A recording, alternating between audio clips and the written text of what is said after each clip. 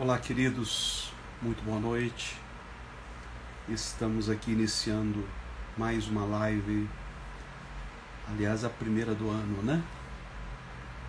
Portanto, eu quero já iniciar a nossa live desejando a todos um feliz ano novo.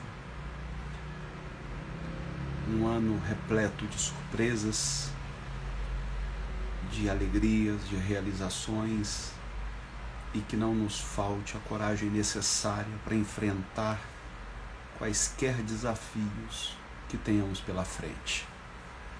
Hoje também é uma live de Santa Ceia, né? Você que já nos acompanha há algum tempo sabe que uma vez ao mês nós partimos juntos o pão e tomamos do cálice, que são a representação do corpo e do sangue de Jesus, respectivamente. E quando participamos da mesa do Senhor, nossa comunhão se estreita, nossa fé é fortalecida. Por isso, caso você não tenha ainda providenciado os elementos, você poderá fazê-lo agora. Pão e vinho, ou um suco de uva, porque daqui a pouco nós vamos consagrá-los ao Senhor e juntos participarmos desta mesa sagrada, a Santa Ceia do Senhor. Eu quero pedir desde já perdão a vocês, como a maioria deve saber, eu estou ainda me recuperando do que possivelmente seria uma reinfecção da Covid. Eu tive há pouco mais de um mês atrás, e dia 25, no dia de Natal, eu mais uma vez caí e estou lutando contra isso desde então. Por isso o meu cansaço, a minha dificuldade. Eu gostaria muito de começar essa live cantando, como a gente gosta de fazer. Infelizmente eu acredito que não me será possível hoje. Mas antes da ceia a gente ainda quer arriscar, cantar uma canção de louvor e adoração a Deus. Então, já que a gente não vai começar cantando, que tal começar orando? Onde quer que você esteja, vem comigo. Vamos falar com Deus? Pai, nós queremos te agradecer pelas tuas misericórdias que se renovam não apenas a cada passagem de ano, mas como dizem as Escrituras, as tuas misericórdias se renovam a cada manhã. Portanto, a cada novo dia, nossa quilometragem é zerada. O Senhor nos dá a oportunidade de começar de novo. Queremos, desta feita, depender mais da tua graça e muito menos de nosso desempenho, de nossa performance. É a tua graça que nos habilita, Senhor, a vencer nossas vicissitudes, nossas fraquezas. É a tua graça que nos ajuda a superar nossas limitações, que são tão flagrantes. Por isso, dependemos dela, Senhor. Pedimos que o teu doce Espírito nos conduza ao longo desta live. Fale aos nossos corações. Prepare-nos para o momento da comunhão do corpo e do sangue de teu Filho Jesus Cristo, representados no pão e no cálice. Nós oramos em nome de Jesus. Amém. Nós estamos transmitindo tanto pela nossa página no Face quanto pelo Instagram. E eu estou vendo aqui que temos um número muito bom de pessoas em ambas as plataformas que nos acompanham agora. Mas eu queria lhe pedir um favor. Me ajude a divulgar esta live. Se você está me assistindo pelo Instagram, vai lá no rodapé da live, tem um aviãozinho, clica nele, envie para todos os teus contatos. Se você está me assistindo pelo Facebook, basta compartilhar na sua timeline, o que você poderá fazê-lo agora. Não espere terminar a live, faça agora. Eu sei que esta live geralmente ela fica disponível, nas nossas plataformas, para que as pessoas assistam assim que puderem mas nada como participar ao vivo, não é verdade? Então eu conto com você. Quero aproveitar e agradecer àqueles que têm orado por nós, que têm me enviado palavras de estímulo, de encorajamento, de solidariedade, de coração. Muito obrigado. É isso que, abaixo da graça de Deus, tem nos mantido de pé. Mas hoje, gente, eu gostaria de conclamá-los a uma reflexão franca, olho no olho. Afinal de contas, Deus sumiu? Onde ele pode ser achado? Será que ele é achado no luxo, na suntuosidade? Será que ele é encontrado nos palácios, nos corredores do poder? Onde foi parar Deus? Principalmente neste momento em que o mundo atravessa o momento mais crítico do último século. Nós estamos atravessando uma pandemia que já ceifou só no Brasil quase 200 mil vidas.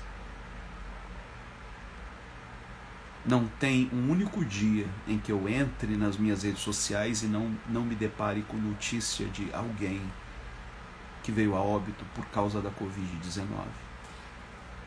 Hoje mesmo eu me deparei com a notícia do falecimento do pastor Ari Guedes, um grande homem de Deus da Igreja Metodista, que estava lutando contra a Covid e veio a óbito. E outros tantos, homens, mulheres. A Covid não respeita religião, não respeita cor da pele, não respeita posição social, não respeita nada. E infelizmente há quem siga negando a pandemia e prestando um grande desserviço à nossa gente.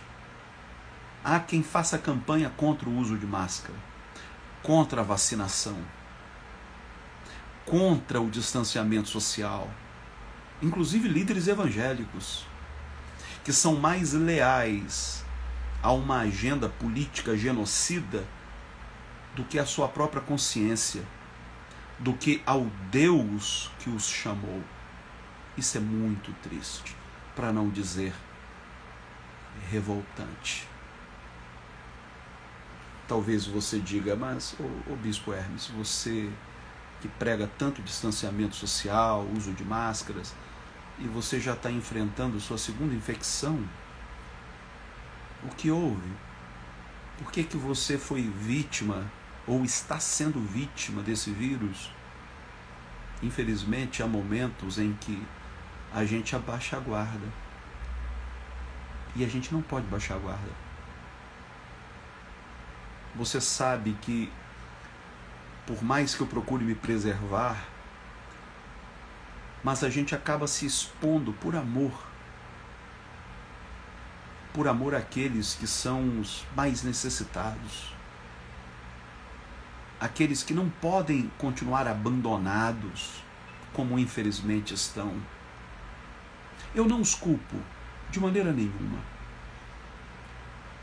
mas devido à grande exposição a que nós nos colocamos, como por exemplo, eu mesmo vou ao supermercado fazer as compras para as cestas básicas que são distribuídas lá no lixão do Jardim Gramacho, mês após mês.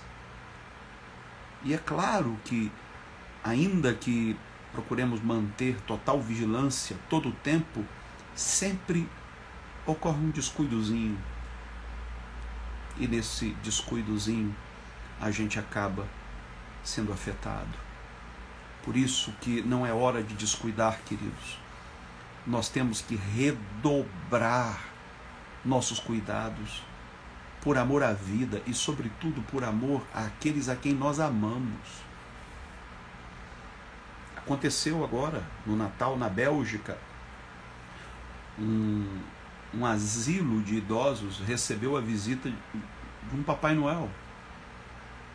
Parece que 18 desses idosos vieram a óbito, porque aquele Papai Noel não levava só presentes, sem saber, levava consigo o maldito vírus.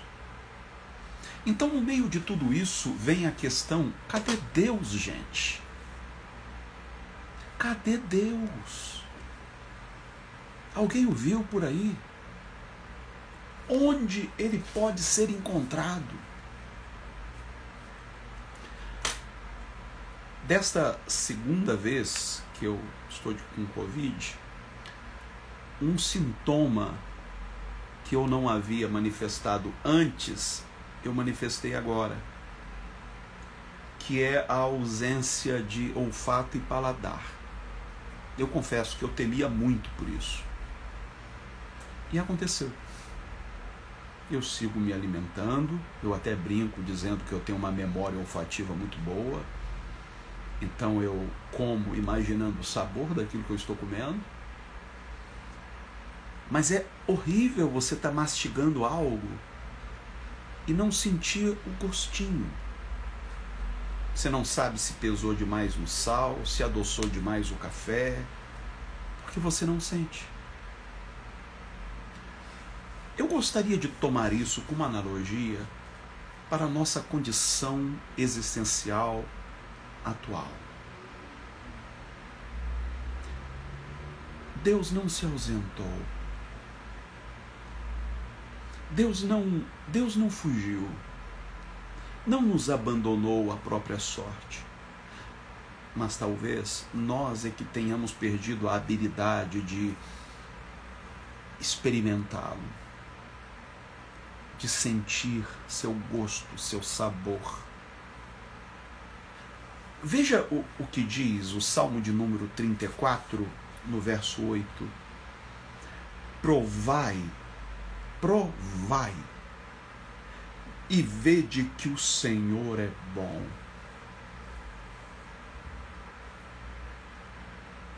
Eu lembro, na minha época de seminário, um professor nos trouxe uma analogia, uma historinha muito interessante sobre um aluno que queria argumentar com um professor acerca da existência de Deus. E esse professor de filosofia, argumentou por A mais B que a existência de Deus era improvável. E enquanto o professor argumentava, esse aluno tirou de dentro da mochila uma laranja e começou a chupá-la. O professor então o interrompeu e disse: a hora do recreio ainda não chegou, o intervalo não chegou. E ele disse: professor, eu queria que o senhor me respondesse se essa laranja que eu estou chupando é doce ou amarga. E o professor disse: como é que eu posso responder se eu ainda não a provei? E o aluno disse: da mesma maneira, professor, o senhor está falando de algo que o senhor desconhece. Eu provei deste Deus que o Senhor diz não existir. É o tipo de experiência que não dá para terceirizar.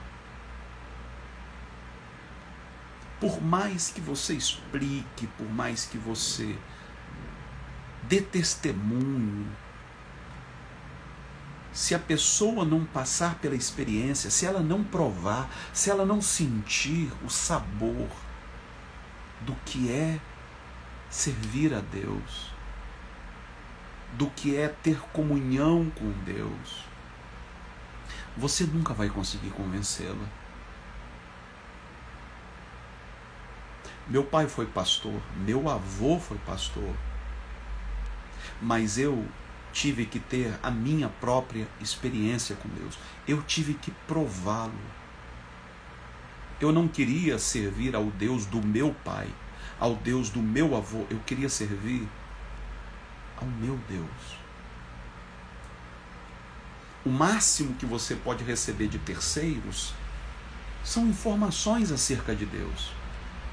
Mas a experiência de Deus, ela vem mediante uma revelação. uma epifania. É Deus se revelando pessoalmente a você. É Deus se fazendo acessível. Por isso que o salmista está nos fazendo um convite. Provai e vede que o Senhor é bom. E bem-aventurado o homem que nele confia. Você já provou esse Deus? Você conhece o sabor? Triste é quem um dia teve a experiência, mas perdeu o paladar espiritual. Já não consegue sentir Deus. Como se houvesse sido vacinado de tanta coisa que a pessoa ouviu por aí, de tanta barbaridade em nome de Deus.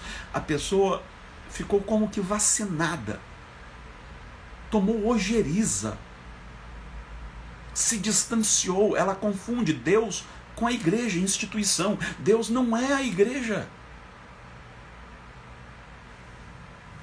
Assim como a laranja não pode ser confundida com a barraca de feira, onde as laranjas são vendidas.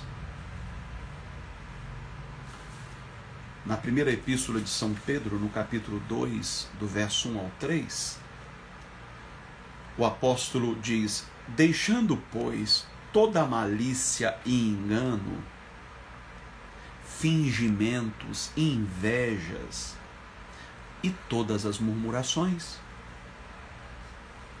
desejai ardentemente, como meninos recém-nascidos, o puro leite espiritual, para por ele crescerdes para a salvação, agora que já provastes que o Senhor é bom.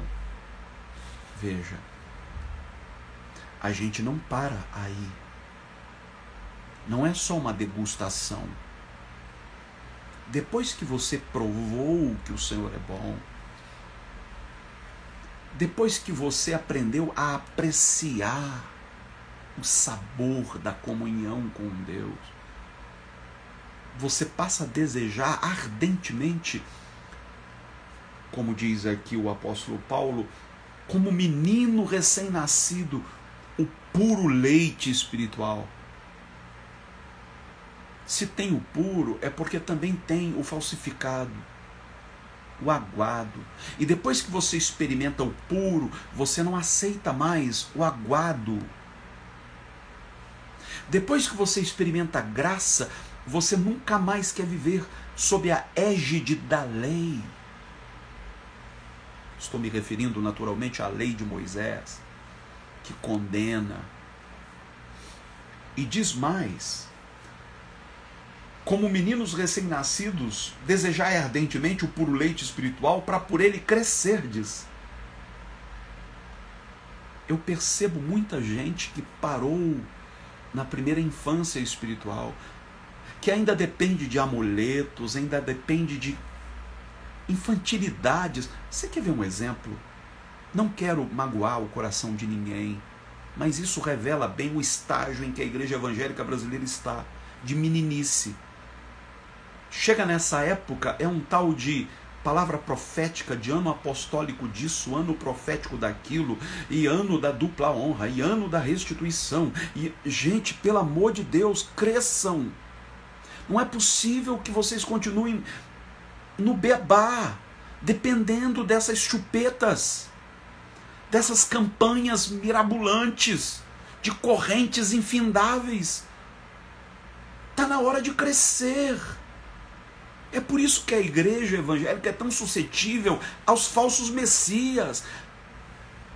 Por isso que a igreja é tão suscetível a essa agenda política genocida. Porque a igreja não cresceu. Cresceu em número, mas não cresceu em maturidade. Não tem discernimento. Aí compra gato por lebre. Perde o paladar espiritual, não sabe distinguir o amargo do doce, o doce do amargo. Quando você prova o Criador, toda a criação passa a ter outro gosto, outro sabor.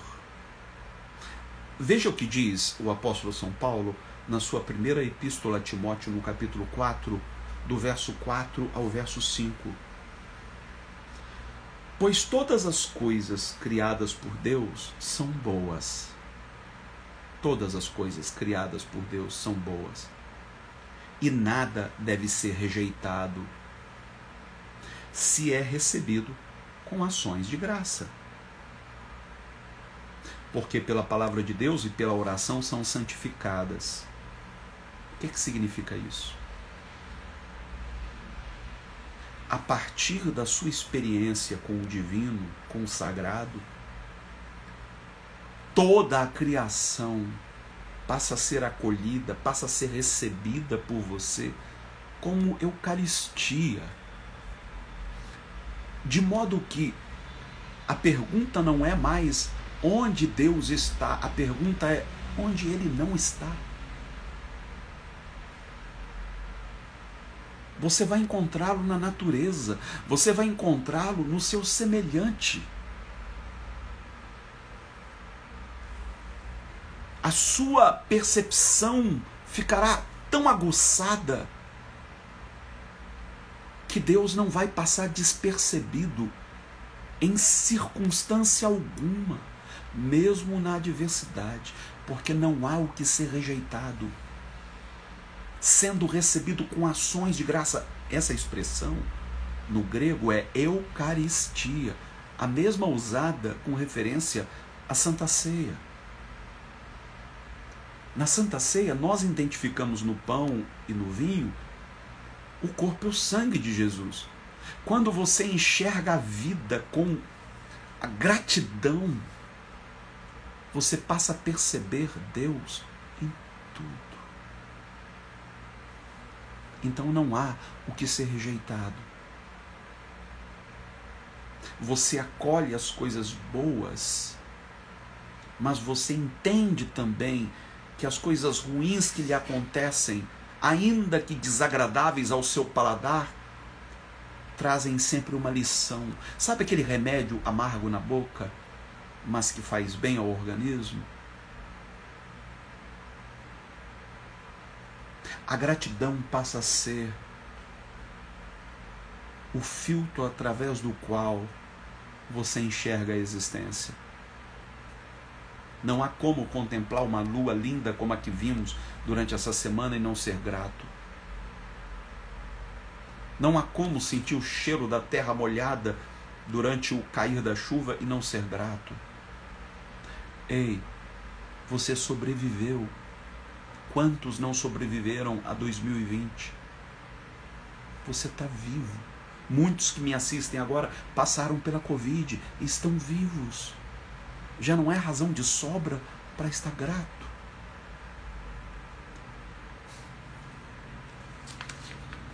Quando ele diz, porque pela palavra de Deus e pela oração são santificadas, eu queria que você entendesse o sentido desta palavra.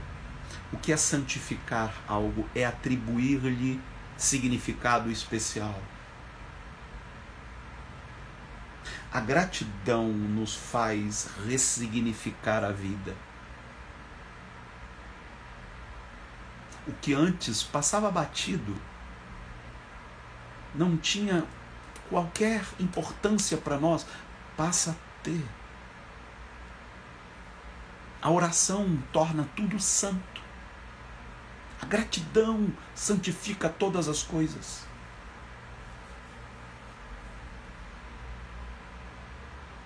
Há uma passagem no livro de Jó, que está lá em Jó capítulo 2, do verso 8 ao verso 10. Você lembra que Jó perdeu tudo. Perdeu todos os filhos numa tacada só, perdeu os bens, perdeu a saúde. E a única coisa que lhe restou, além de uns amigos da onça, era a sua mulher. E diz o texto no verso 8, e Jó tomou um caco para se raspar com ele. Ele estava com a pele chagas puras. Em chaga pura. E estava sentado no meio da cinza. Então sua mulher lhe disse, ainda retens a tua sinceridade?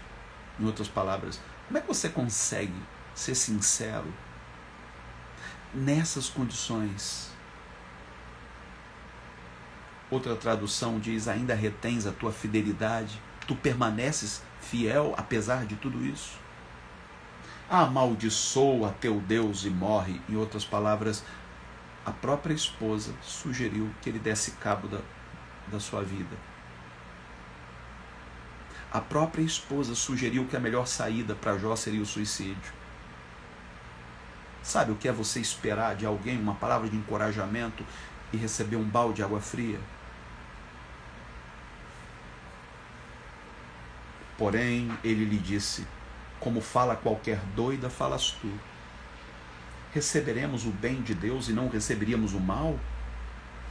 Em tudo isso não pecou Jó com seus lábios. Tudo que vem de Deus é bom. É claro que nem tudo tem em Deus a sua fonte, a sua origem. Mas se Deus permitiu, é porque Ele está apostando em você. O que nos distingue uns dos outros não é que a uns só ocorra coisas boas e a outros coisas ruins. Deus não tem filhos prediletos. Já há muito eu parei de perguntar a Deus por que eu, e passei a perguntar por que não eu.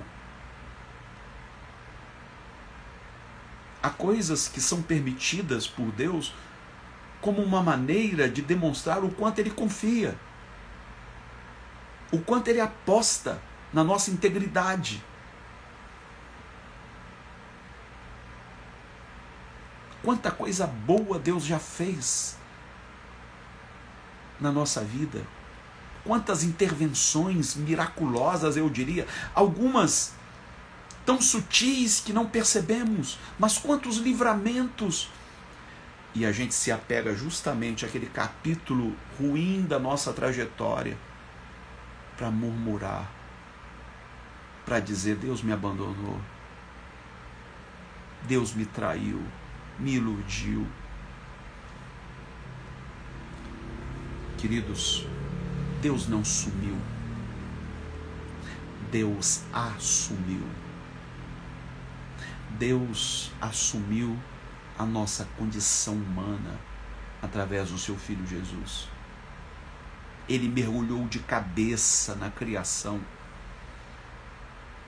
Ele sabe exatamente aquilo que passamos. Não há nada que contemos a Deus que lhe soe como novidade. Ele sabe o que é ser traído, abandonado. Ele sabe o que é ter fome, frio. Ele conhece a experiência humana, porque Ele se fez um de nós. Ele poderia simplesmente ter dado corda na sua criação e dado as costas, deixando-a funcionar por si mesma, mas em vez disso, Ele mergulhou. Ele assumiu nossas dores. No livro do profeta Isaías, no capítulo 53, do verso 2 ao 5, olha o que diz o profeta. Ele foi subindo, referindo-se ao Cristo, ao Messias, ele foi subindo como renovo perante ele, como raiz de uma terra seca. Não tinha parecer nem formosura. E olhando nós para ele, nenhuma beleza víamos para que o desejássemos. Era desprezado e o mais indigno entre os homens, homem de dores e experimentado no sofrimento. Esse é o nosso Deus. Homem de dores, experimentado no sofrimento. Antes, Deus poderia ter misericórdia de nós, como mortais que somos, mas agora a misericórdia virou compaixão. Compadecer é padecer com, é sofrer com. Você quer saber onde Deus está? Deus está nas UTIs dos hospitais, entubado. Deus está ali, se identificando com as suas criaturas, chorando com elas, participando com elas, não só dos momentos festivos, de alegria, mas também dos momentos de luto, de dor. E diz mais o texto, como um de quem os homens escondiam o rosto, era desprezado, e não fizemos dele caso algum. Ainda hoje muita gente não faz dele caso algum. Verdadeiramente ele tomou sobre si as nossas enfermidades e as nossas dores levou sobre si. Contudo, nós o consideramos como aflito, ferido de Deus e oprimido.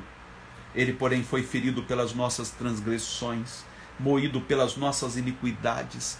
O castigo que nos traz a paz estava sobre ele, e pelas suas pisaduras fomos sarados. Para nos resgatar da nossa condição de miséria, ele não apenas estendeu as mãos, ele não apenas moveu os pauzinhos, usou de suas prerrogativas divinas, ele se humanizou, ele se solidarizou com a raça humana. E nós ainda temos a audácia de desprezá-lo, de dar-lhe as costas, e o fazemos cada vez que desdenhamos do sofrimento do nosso semelhante. O Deus revelado em Jesus é o Deus que escolheu ser amado no outro.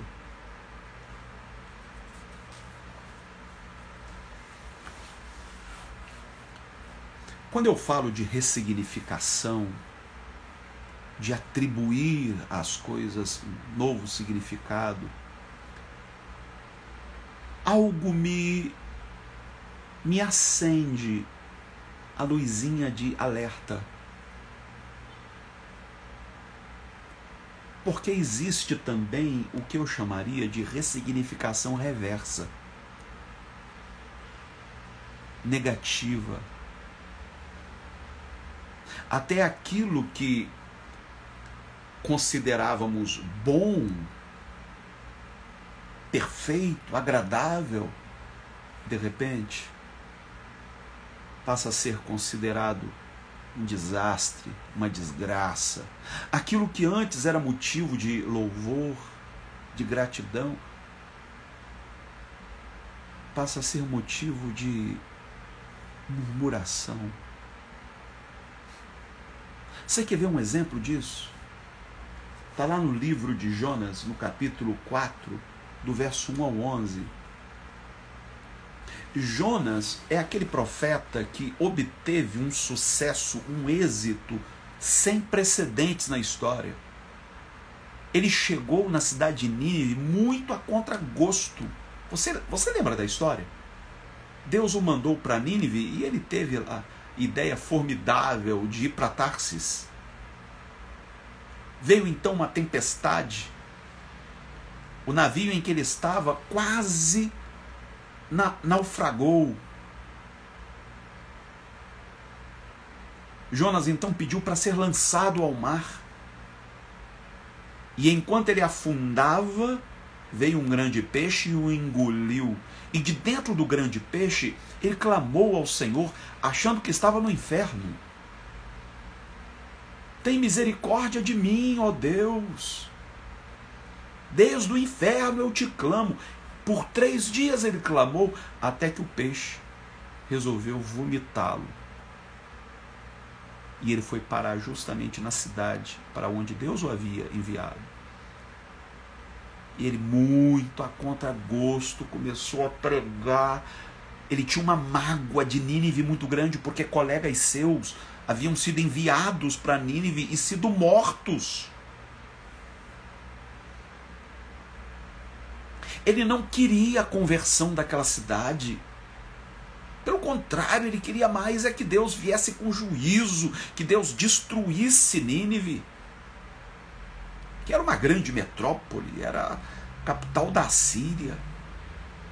E diz o texto que, surpreendentemente, todo aquele povo se converteu, do maior ao menor. Até o rei se converteu.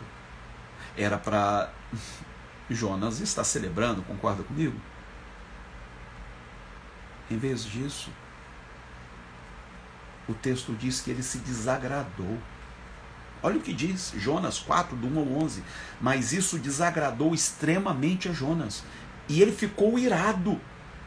E orou ao Senhor e disse: Ah, Senhor, não foi esta a minha palavra estando ainda na minha terra? Por isso é que me preveni, fugindo para Tarsis, pois sabia que és um Deus compassivo e misericordioso, longânimo e grande em benignidade, e que te arrependes do mal. Como se não bastasse, olha o que ele diz: Jonas, peço-te, Senhor, tira a minha vida, porque melhor me é morrer do que viver. Gente, como assim? Veja a capacidade que o ser humano tem de ressignificar as coisas, tanto para o bem quanto para o mal. Há uma passagem que diz: ai daquele que chama o doce de amargo e o amargo de doce. O que é ruim é ruim. O que é bom é bom.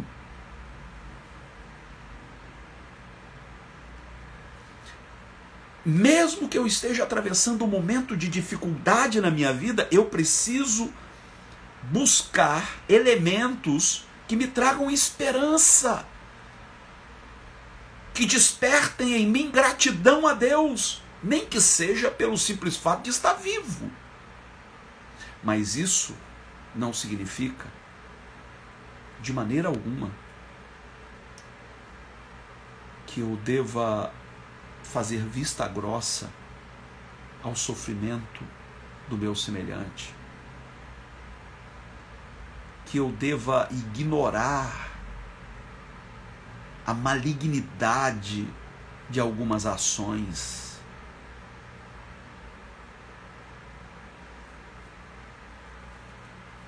A nossa fé em Deus, queridos, não nos torna cegos. Ela nos dá discernimento. Mas da mesma maneira, eu não posso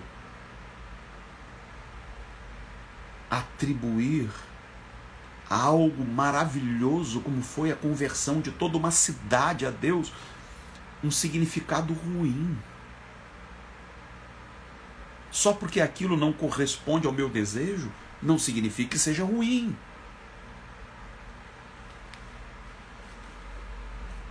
Olha o que diz mais o texto. E disse o Senhor: fazes bem que assim te ires? É justo que você se ire desta maneira, Jonas? Então Jonas saiu da cidade e sentou-se ao oriente dela, e ali fez uma cabana, e sentou-se debaixo dela à sombra, até ver o que aconteceria à cidade. Ele ainda tinha esperança de que a cidade fosse destruída. Ele estava desgostoso. E fez o Senhor Deus nascer uma aboboreira, e ela subiu por cima de Jonas, para que fizesse sombra sobre a sua cabeça. Você sabe que a aboboreira, ela cresce rasteira. Deus fez com que ela crescesse verticalmente, a fim de o livrar do seu enfado. Deus lhe proporciona sombra. E Jonas se alegrou em extremo por causa da aboboreira também, né? Sombra. Mas Deus enviou um verme no dia seguinte ao subir da alva, o qual feriu a aboboreira, e essa se secou. E aconteceu que, aparecendo o sol, Deus mandou um vento calmoso oriental, e o sol feriu a cabeça de Jonas, e ele desmaiou, e desejou com toda a sua alma morrer, dizendo: melhor me é morrer do que viver. Então disse Deus a Jonas: fazes bem que assim te ires por causa da aboboreira? E ele disse: faço bem que me revolte até a morte. Ainda é respondão, malcriado. E disse o Senhor: tiveste compaixão da aboboreira, na qual não trabalhaste, nem a fizeste crescer, que numa noite nasceu e numa noite pereceu. E não hei de eu ter compaixão desta grande cidade de Nínive, em que estão mais de 120 mil homens que não sabem discernir entre a sua mão direita e a sua mão esquerda, e também há muitos animais, até dos animais Deus se compadece.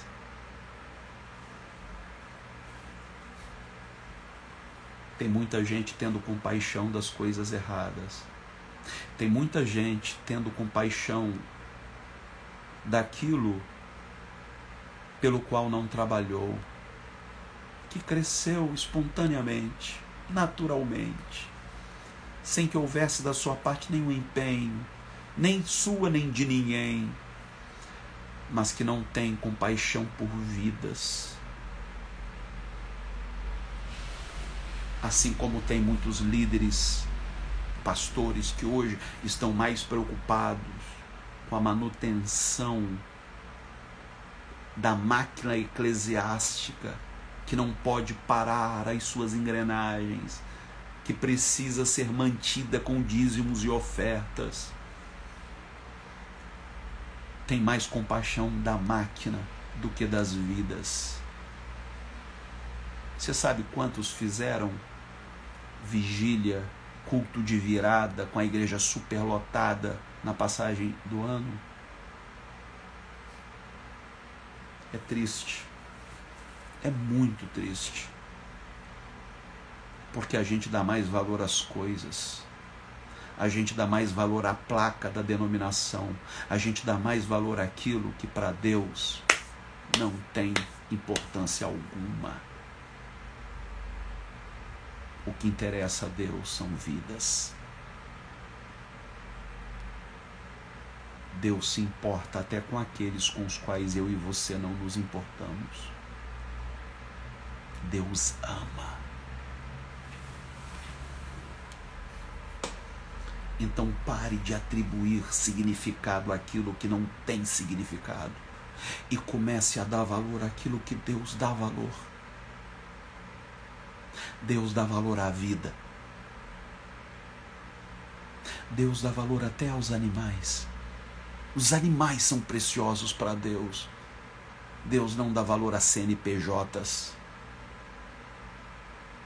Deus não dá valor a bens materiais, que hoje a gente perde, amanhã conquista novamente, bastando ter saúde e disposição para correr atrás.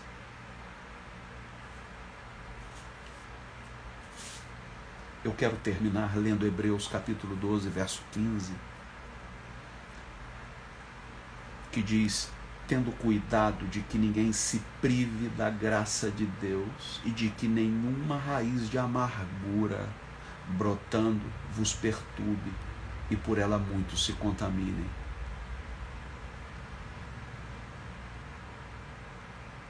Assim como a gratidão nos faz enxergar a vida com outros olhos, nos faz perceber Deus nas circunstâncias,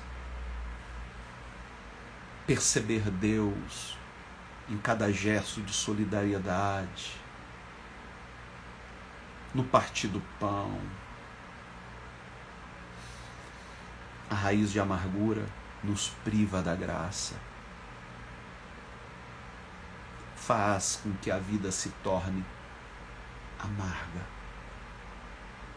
intragável, insuportável. E o pior, é como um vírus, a gente acaba contagiando a outros. É por isso que o texto está dizendo: tende cuidado que ninguém se prive da graça de Deus e de que nenhuma raiz de amargura brotando vos perturbe. Ela tira a gente do eixo e, por fim, a muitos contaminem. A gratidão é capaz de contaminar também, de contagiar, melhor dizendo. Mas a ingratidão tem um poder de contágio terrível. Filhos que crescem vendo os pais murmurarem o tempo todo, aprendem desde cedo a murmurar. Nunca estão contentes com nada. Só encontram razão para reclamar. Está na hora de mudar o disco. Está na hora de reaprender a viver, de encarar a vida com outros olhos. Agradeça a Deus. Olhe para a sua família agora. Cada um deles, nenhum é perfeito, mas estão vivos. Agradeça a Deus pelos seus filhos. Agradeça a Deus pelos seus pais. Você tem um emprego? Agradeça a Deus. Você tem saúde? Você sobreviveu à Covid? Ou está sobrevivendo? Agradeça a Deus. Não deixe essa raiz amarga brotar no teu coração, não. Valorize o que Deus valoriza. Atribua significado ao que realmente tem significado. Eu quero orar com você. E quero aproveitar o momento para consagrar o pão, o cálice,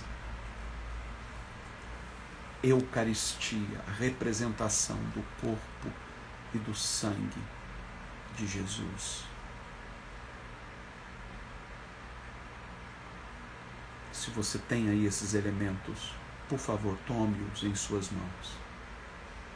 Se você não os preparou, dê as mãos a quem está próximo de você. A vida é a Eucaristia. Pai, nós te damos graças pelo pão, pelo vinho, representação do corpo e do sangue do nosso Salvador, que se entregou por amor. Homem de dores, experimentado no sofrimento, que sabe exatamente aquilo que passamos, que um dia também se submeteu às contingências desta vida, e que hoje, desde o alto céu, nos olha, nos contempla com seu olhar compassivo. Como dizem as Escrituras, tu habitas no alto e sublime trono, mas também habitas com o coração humilde, contrito. Graças te damos, Senhor, por jamais ter desistido de nós. Graças te damos por esta santa teimosia, por este amor indescritível revelado na cruz. Que ao participarmos desses elementos, sejamos renovados em nossa esperança, em nossa fé, em nossa confiança em Ti. Em nome de Jesus.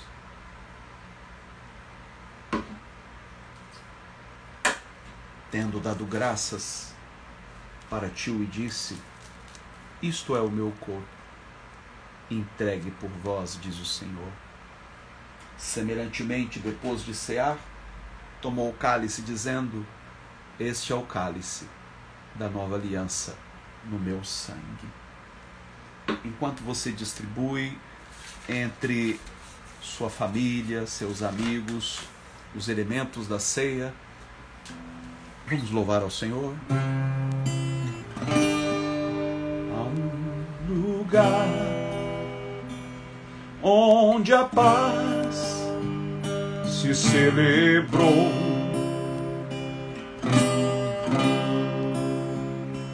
há um lugar onde o amor me conquistou.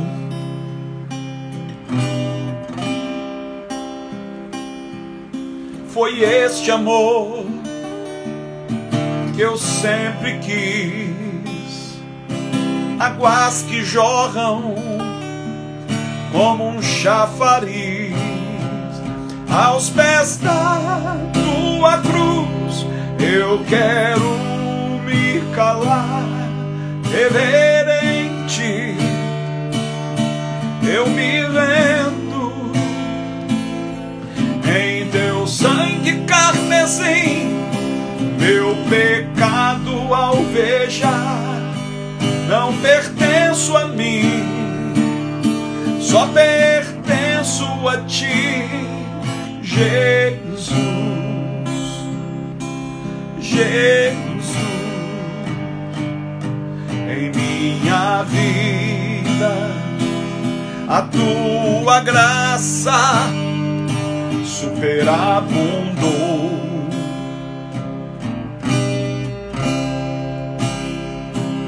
Me deu guarida e me abraça, tal qual eu sou.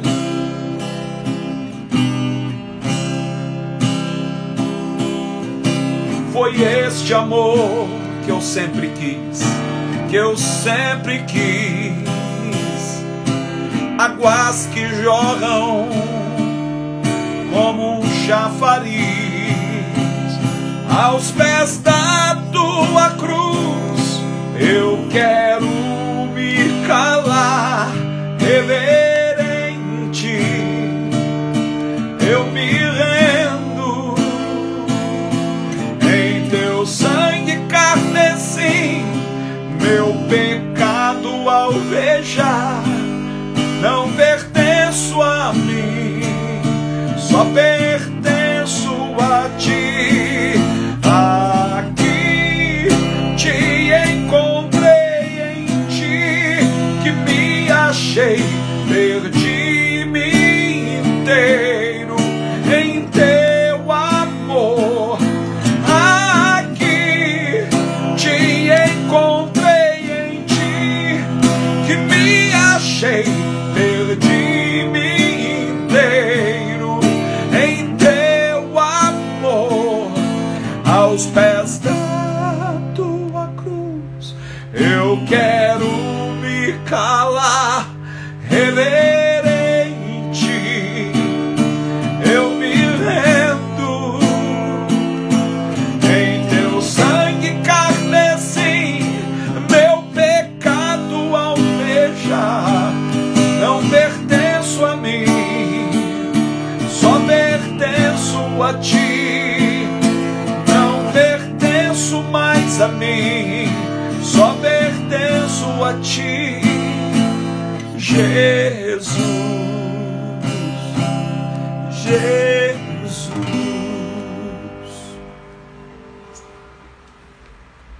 Levante agora o pão,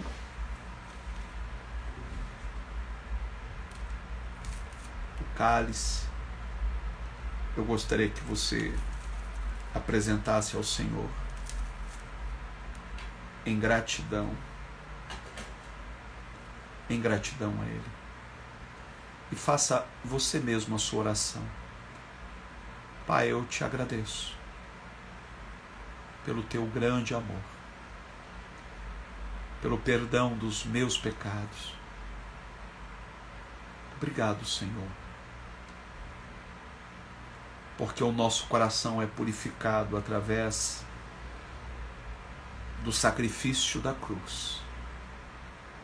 Lava-nos, purifica-nos dia após dia, para que nossos olhos sejam capazes de enxergar a vida com as lentes do amor.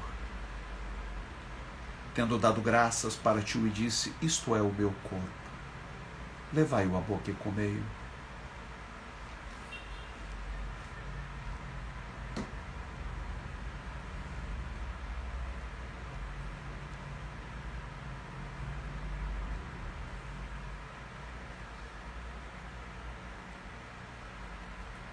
Semelhantemente, depois de cear, tomou o cálice, dizendo: este é o cálice da nova aliança no meu sangue. Bebamos todos.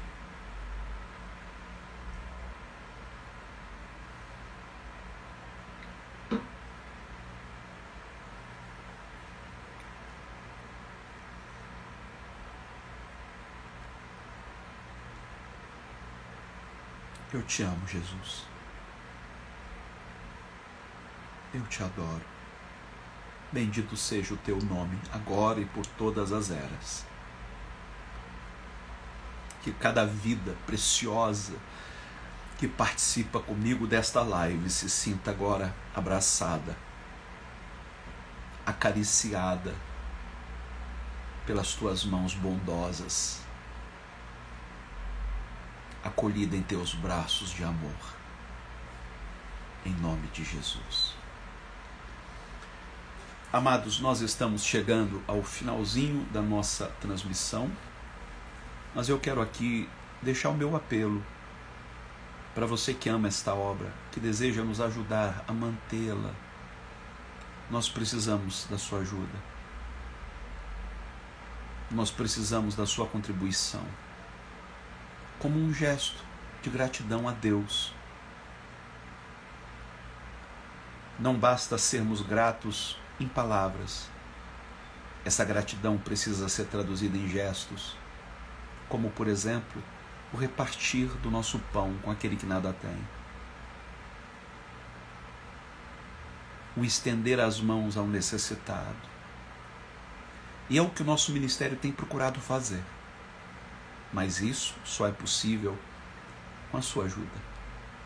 Se você deseja contribuir com esta obra, por favor, tome nota agora. Se você estivesse num culto hoje, você não ofertaria? Ou entregaria o dízimo do Senhor? Então, por que não faz através de um aplicativo bancário, através do seu celular? Você pode ofertar agora, não deixar passar em branco. Você vai depositar para Bradesco, agência 0582, conta corrente 73784, dígito 4.